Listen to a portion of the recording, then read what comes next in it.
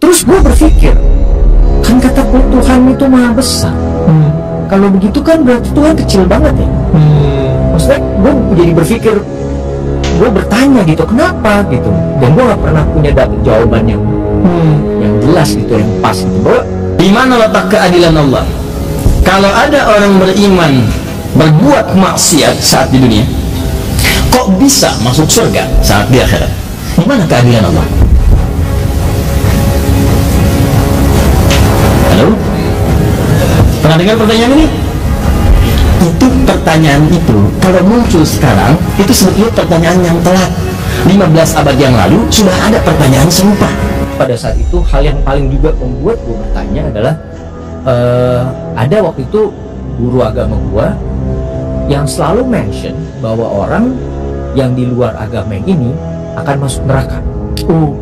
Ya, You know what I mean? ya. Sedangkan pada saat itu gue lagi dalam proses pencarian gitu, pengen tahu. Terus gue berpikir, kan kata Tuhan itu maha besar. Kalau begitu kan berarti Tuhan kecil banget. Maksudnya gue jadi berpikir, gue bertanya gitu, kenapa gitu. Dan gue gak pernah punya dapet jawabannya yang jelas gitu, yang pas gitu. Bahwa kalau Tuhan maha besar, berarti dia melihatnya nggak dari sisi itu gitu. Tapi melihatnya dari kasar gini. Let's say gue dari agama A, agama B, Ya. kita nggak usah nyebutnya Ya. yang A meyakini bahwa kalau yang B. di A lu masuk. Ya. Akhirnya yang A stick dengan dia jalanin ini Ya. dengan keyakinan bahwa dia akan masuk surga. Tapi kehidupannya dia kacau balau. Ya. Nah yang ini, walaupun dia sudah dapat stigma bahwa lo tidak akan masuk surga, tapi dia menjalani kehidupan dengan baik dan benar. Ya.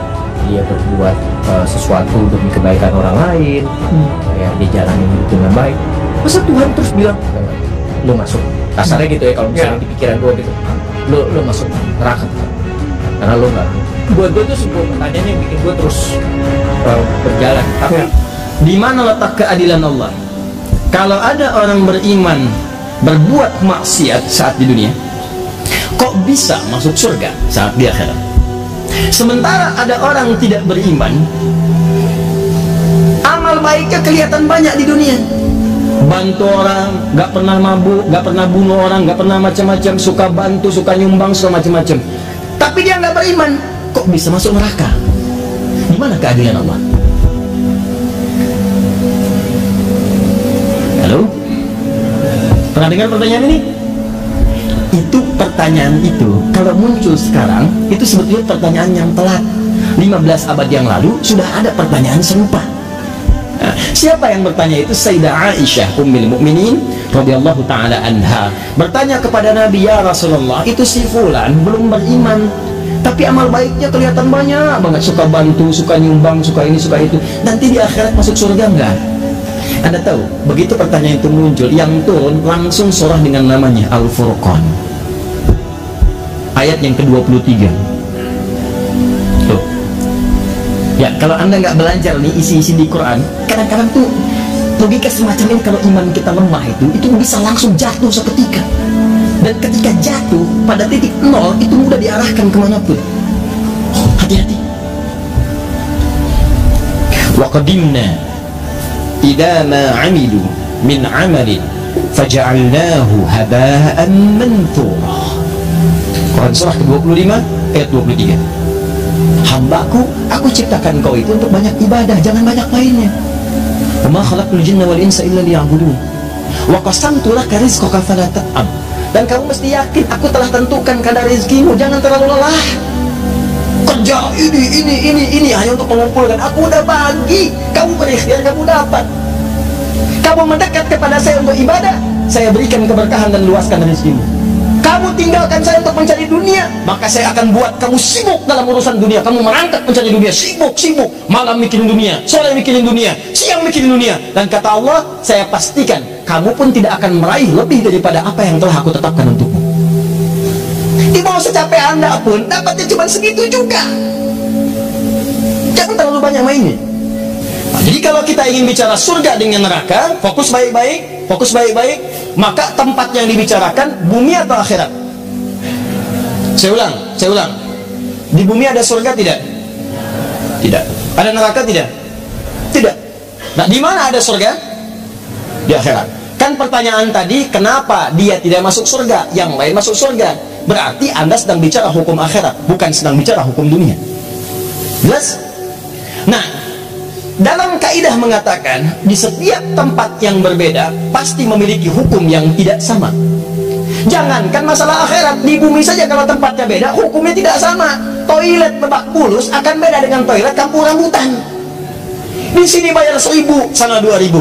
Parkiran sini 3.000, parkiran sana 4.000. Anda ke GGP dengan Grand Mall, jangan harap kemudian bayarnya sama. Saya kan di GGP bayarnya segini, kenapa di sini beda? Kalau mau sama, Bapak parkir di Grand Mall sana, bayarnya ke sini. Silahkan. Oh, itu baru hukum dunia.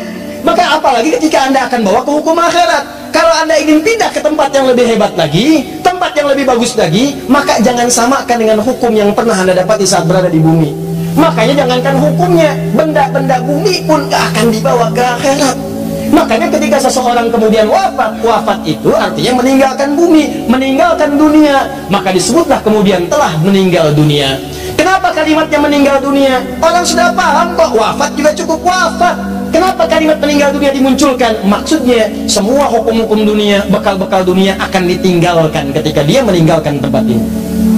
Ayo, antum yang kumpulkan uang yang banyak, antum kumpulkan handphone yang banyak, yang paling canggih, kumpulkan mobil yang paling hebat, luaskan rumah antum, silahkan. Cuman saya kasih tahu dari sekarang, begitu antum meninggalkan dunia, antum akan meninggalkan semua yang antum banggakan itu. Nggak usah takut kalau Anda disebut oleh sementara orang kamu nggak kaya, nggak apa-apa, cukup hidup. Toh orang kaya juga kalau meninggal nggak akan dibawa kekayaannya. Silahkan cek, gelarnya sama, tinggalnya sama dalam tanah. Nggak percaya silahkan, dia meninggal, antum meninggal, sama aja. Nggak ada yang dikuburkan dengan mobilnya, dikuburkan dengan handphonenya, dengan rumahnya, dengan kebanggaannya, nggak ada. Kenapa? Karena yang dibawa ketika dia pulang ke tempat lain bukan bekal dunianya, ini habis, tinggal. Apa yang dibawa ke akhirat? Yang dibawa itu bekal amal akhirat, bukan dunia. Jadi tidak adil kalau ada orang ke akhirat bawa bekal dunia, itu nggak adil. Yang adil itu siapa yang bekal akhirat? Begitu kamu ingin ke sana, bawa bekal itu. Jelas? Nah sekarang persoalannya, apa bekal akhirat itu? Bekal akhirat itu cuma dua. Kalau ingin masuk surga, dua bekalnya. Satu iman, kedua amal soleh. Saya ulang, satu iman, dua apa? Amal soleh. Buka Quran surah kedua Al-Baqarah ayat 25, paling kanan sebelah atas. Wa basyiril ladzina amanu, iman, wa amilus salihati, amal soleh, anna lahum jannatin tajri min tahtihal anhar. Maka orang yang punya iman dan membuktikan imannya dengan amal soleh itu, kami akan jamin muaranya dengan surga, dengan segala keindahannya. Sungai-sungai mengalir di bawahnya dengan segala ragam dan jenisnya. Ada air susu, ada macam-macam, ada madu dan sebagainya. Maka kalau Anda ingin masuk ke surga, bekalnya cuma dua. Satu apa? Iman. Kedua apa? Amal soleh. Ini bekalnya. Pertama iman, diberikan bekal semua. Semua yang lahir itu membawa iman dalam dirinya. Cuman yang merubah itu lingkungannya. Kullu mauludin yuladu 'alal fitrah. Semua yang lahir dari rahim manusia manapun membawa fitrah. Fitrah diantaranya apa? Keimanan. Dari mana taunya? Buka Quran surah 30 ayat 30. Fa'aqim wajhaka lid-dini hanifa. Hadapkan dirimu kepada din yang sesungguhnya, yang lurus, yang benar. Apa itu din? Islam. Tahu dari mana? Quran surah ketiga ayat 19. Inna dina indallahil Islam. Teruskan ayat yang tadi, fa'aqim wajhaka lid-dini hanifa, din Islam, fitratallahi allati fataran nasa 'alaiha. Itulah fitrah yang Allah berikan pada setiap manusia. Dia orang itu semua lahir ada fitrah, fitrahnya itu beriman. Cuman sayang, kata Nabi, kullu mauludin yuladu 'alal fitrah fa abawahu yuhawwilani aw yunassirani aw yumajjisani. Maka lingkungan abawa itu bukan cuma orang tua. Kadang orang tuanya muslim, disekolahkan di tempat yang bukan islami, terbawa, pindah keyakinan, iman hilang. Itu jadi masalah. Gaul di tempat orang yang tidak beriman, ke bawah, ngobrol, diskusi, ke bawah, pindah, hilang keimanan. Itu bekal iman tidak ada, tinggal amal soleh. Apa bentuknya amal soleh? Nih, banyak. Setiap kegiatan kita berpeluang jadi amal soleh kalau dilakukan dengan iman. Contoh, mau duduk, bismillah. Begitu saya duduk, itu kalimat bismillah ya, itu yang menjadikan duduk saya mendapatkan pahala. Itu yang disebut dengan amal soleh. Saya ulang ya, saya ulang. Fokus. Semua kegiatan di dalam Islam, Dan saya pastikan kepada Anda, saya mencoba untuk meneliti di beberapa yang lain, saya tidak temukan, cuma di Islam. Ya, ini kaidah kita. Jadi kalau ditanya bisa jawab, bukan dalam konteks merendahkan yang lain, tidak. Perhatikan baik-baik. Cuma di dalam Islam yang semua aktivitasnya itu bersanding dengan doa, dari mulai bangun tidur sampai tidur lagi. Silakan cek. Bangun tidur kita ada doanya? Ada. Cek di tempat lain, Anda tidak akan temukan. Bahkan diatur. Dan tahukah Anda, doa yang diucapkan, yang mengantarkan pada setiap perbuatan itu bukan sekedar kalimat formalitas, tapi dia punya dua fungsi. Satu, doa itu menjadi bimbingan akan aktivitas yang kita kerjakan, sekaligus mencatatkan aktivitas itu sebagai pahala. Alhamdulillahilladzi ahyana ba'da ma amatana wa ilaihin nusyur. Ya Allah, saya bersyukur kepadamu, terima kasih saya diberi kesempatan hidup lagi ya Allah, padahal bisa engkau wafatkan saya dalam tidur tadi. Alhamdulillah, terima kasih ya Allah. Wa ilaihin nusyur, saya berjanji hari ini akan mencari bekal lebih baik daripada hari sebelumnya, sehingga kalau saya wafat hari ini saya lebih baik daripada hari sebelumnya. Nusyur itu menyebar untuk mencari bekal. Itu artinya. Dan Anda katakan setiap bangun tidur, hari ini saya berkomitmen akan lebih baik daripada hari sebelumnya. Jadi kalau sebelumnya nggak jamaah, hari ini jamaah. Sebelumnya baca Quran, hari ini baca Quran. Sebelumnya nggak sedekah, hari ini sedekah. Anda berpikir bagaimana kalau wafat hari ini harus lebih baik daripada hari kemarin. Mudah-mudahan saat sujud meninggal, saat sedekah meninggal, saat baca Quran meninggal. Itu maksudnya, itu bimbingan. Begitu Anda ucapkan, maka bangun tidur Anda dituliskan pahala. Itulah amal soleh. Itulah amal soleh namanya. Nah, amal soleh yang naik ini, yang naik kemudian dicatat sebagai pahala, itu wujudnya disebut dengan hasanah. Muncullah keterangan di Quran surah ke-6 ayat 160, man jaa bil hasanati falahu asyru amsalihha.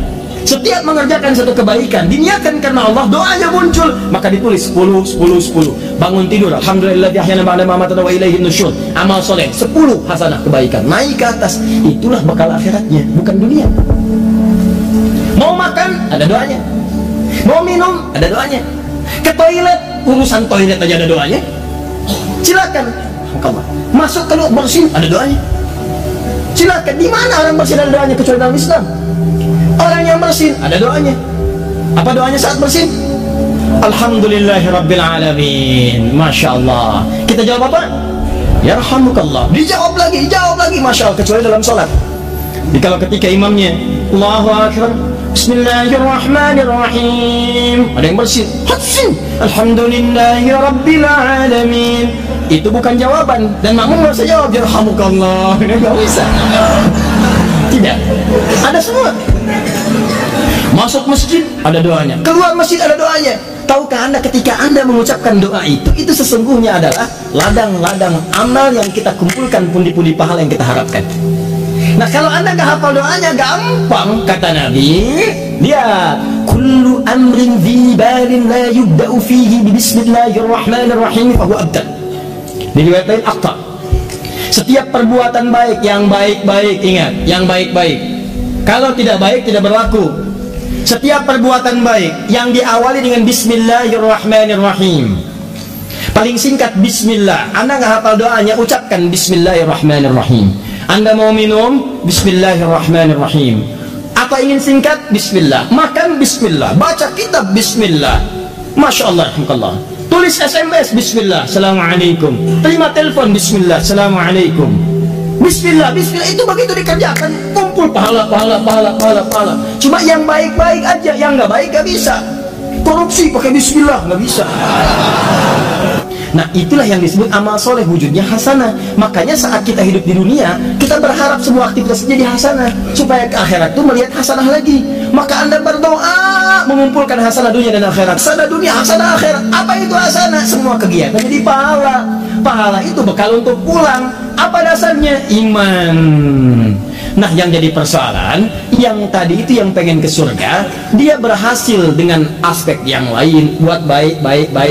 Cuman dia nggak punya iman.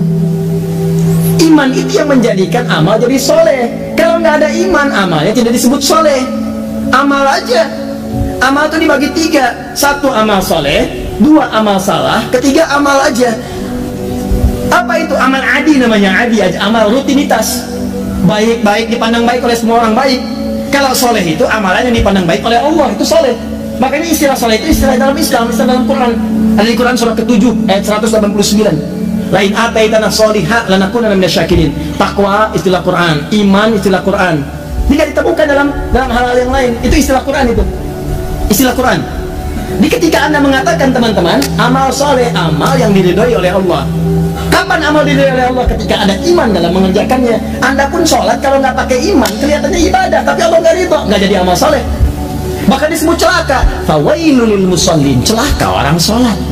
Yang sholat aja bisa celaka, apalagi yang nggak sholat. Itu kesimpulannya. Apakah semua orang sholat celaka? Tidak. Alladzina hum an sholatihim sahun, alladzina hum yura'un. Karena nggak ada iman, dia nggak pengen dilihat Allah, pengen dilihat oleh orang lain. Infak tanpa iman gagal, habis amalannya. Ambil telan bah. Infak Anda, masya Allah, 1 miliar, bikin kemudian pamflet dari Sabang sampai Merauke, bikin semua. Begitu dikerjakan, batal amalan, habis. Quran surah kedua ayat 264. Ya ayyuhalladzina amanu tubtilu sadaqatikum bil manni wal adha kalladzi yunfiqu malahu ria'an nas. Habis semua. Nah, teman kita ini dia lulus pada ujian yang lain, tapi tidak lulus dalam aspek keimanan, sehingga amalnya tidak menjadi amal soleh, hanya amalan rutinitas saja. Persoalannya ini dalam urusan keduniaan dia lulus, tapi dia tidak punya iman, dia gagal. Dan iman tidak bisa menjadikan amal ini menjadi amal soleh, dia gagal. Dia gagal di 2 ujian, walaupun berhasil di 1 hal. Tapi sifat keadilan Allah ini yang paling dahsyat. Karena Allah Maha Adil. Hei, kamu kan tidak beriman, tapi berbuat baik. Perbuatan baik kamu kan itu urusan dunia, bukan urusan akhirat. Maka Allah pun balas semuanya saat di dunia.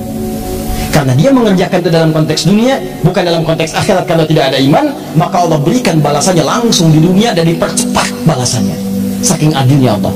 Maka turun ayat wa qadimna ila ma amilu min amal. Quran surah ke-25 ayat 23. Kalau ada orang tidak beriman banyak mengerjakan kebaikan, dan karena tidak ada iman berarti kebaikannya urusan dunia, maka Allah pun balas dengan balasan dunia. Kata Allah, wa qadimna ila ma amilu min amalin faj'alnahu haba'an manthura. Maka saya percepat, kami percepat balasannya saat di dunia. Jadi kalau ada yang tidak beriman, misal orang tidak beriman kemudian berbuat baik, suka nyumbang, suka ini, suka ini, maka akan dibalas. Ada apresiasi, bisnisnya mudah, lancar, orang senang, bahkan ada yang mendoakan supaya dapat hidayah. Cuman kan bergantung dia mau ngambil atau enggak. Firaun juga udah pernah didatangin sama Musa sama Harun alaihi wassalam, didatangi, cuman dia nggak mau ngambil. Bukan nggak dapat hidayah, dikasih nggak mau ngambil. Beda antara dapat dengan dikasih nggak mau ngambil itu lain. Makanya kadang-kadang saya suka sedikit merenungkan kalimat dia belum dapat hidayah. Tidak, dia sudah dapat, cuman ketika dikasih nggak mau ngambil.